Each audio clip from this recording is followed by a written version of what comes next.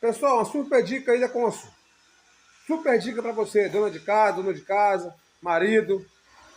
Olha só, congela ali, congela tudo aqui, para de gelar embaixo e você acha que a sua geladeira está estragada. Não está estragada, é um simples defeito. É só você trocar sensor de temperatura. Você ligou a geladeira, funcionou o ventilador, tá cheio de gelo aqui, não está gelando embaixo, tudo filé, só você trocar isso aqui. Uma pecinha que tem aqui chama sensor de temperatura, sensor de degelo, aliás, e ele, a sua geladeira vai ficar boa. Pode fazer isso que vai dar certo. Aqui é rápido, rasteiro, faça você mesmo.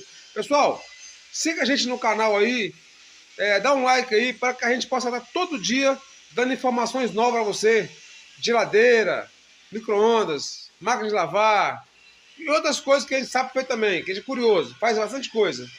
A nossa profissão é geladeira, mas muitas coisas a gente sabe fazer. É isso aí, só você trocar ali aquela pecinha que tudo vai dar certo. Sua geladeira vai botar a funcionar legal. Pode ser Consul, Brastemp, Electrolux, que foi esse mesmo sistema aqui. Ó. É isso aí, valeu!